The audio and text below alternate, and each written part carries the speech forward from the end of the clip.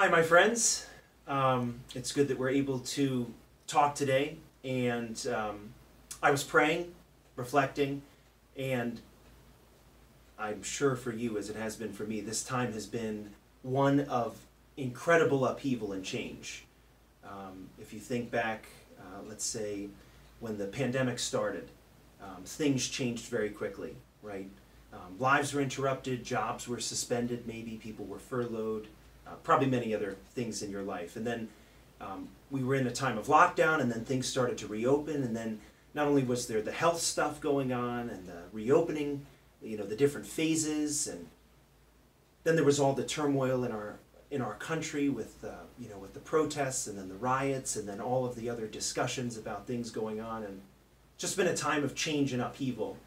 And the thing that was coming to me was, in the midst of not only this period of time where there's all of this up and down and this change and transition and unrest, and that can not only affect the world, but it can affect us, right? It can go into the spirit, and as things change quickly, so too our spirits can go up and down. The question is, what in our life remains constant?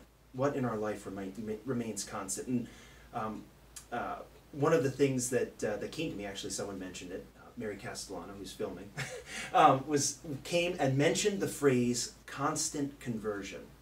Constant conversion. So the word conversion in Latin, it's something that Jesus speaks about all the time. It's a turning towards or a turning back. And when Jesus came and he preached, he was speaking to all human souls, right? Every human person, because in all of our own ways we turn away from God.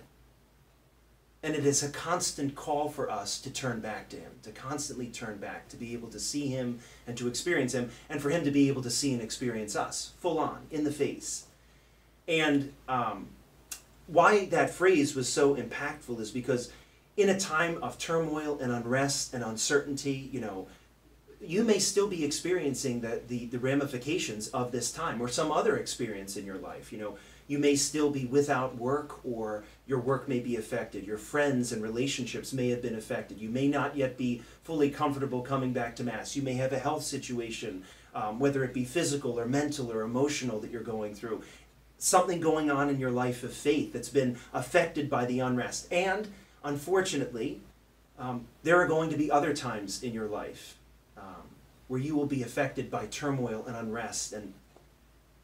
And that phrase, constant conversion, is the Lord's reminder that amidst all the change that is going on in the world, all the changes that you will experience in your life, either now or in the future, those two words remain the same. Christ always wants you to turn back. Turn back to him. Turn back to him. Come back to him.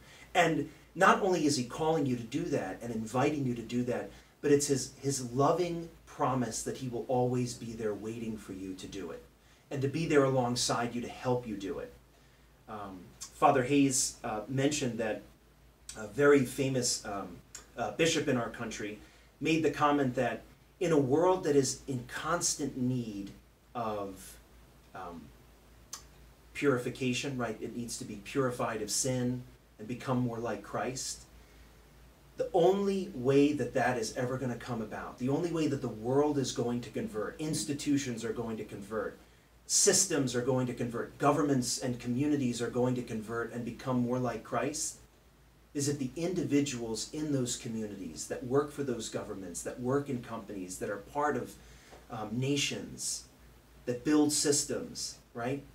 Only if the individual souls convert, only if there is the turning back of the individual, only if there is the remembrance in the soul of the individual that I need to go back to Christ, I need to be embraced by Christ, then with that building block of the individual and other individuals that are affected by that conversion, only if you are constantly going to Christ will the world be constantly pulled back to Christ, will the world constantly be turned back to Christ. That's the greatest work that we can do as Christians. And that is the most stable thing, right? There's going to be change. There's always going to be change. But the thing that doesn't change is that Christ is waiting for us to come back home.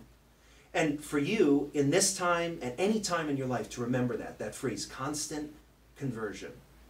that at every moment of your life, with every breath, with every beat of your heart, with every time you leave the home or stay at home, in every relationship, in every job, in every whatever undertaking you do, to know that God is there calling you back to himself. And for you to be able to go into yourself and to say, where is it that I have turned away? Where is there darkness in my life? Where have I made room for sin? Right? Where have I allowed myself to settle for less than what God has made me for? And that's where the conversion begins. The awareness that God is waiting, then turning your eyes to see where have you turned away, and then to begin that process of turning back, converting. And if that is a constant work in your life, if you are constantly going back to Christ, the trials and the troubles and the unrest that we see in the world is going to diminish. Why? Because if you are converted, then at least one part of the world is converted too. And if there are more souls given over to Christ, then more and more of the world will be given over to Christ, and peace will reign. So hopefully this is a word of encouragement to you all. Just keep this always in your mind. Remember that God came to save us. Save you, save me, and save every person in this world that ever has lived, that is living, or ever will live. And his invitation to us is that he wants us to come back to him. Our work is to respond to that invitation and to do it constantly. To do it constantly. So I'm praying for you all. God bless you, and be well.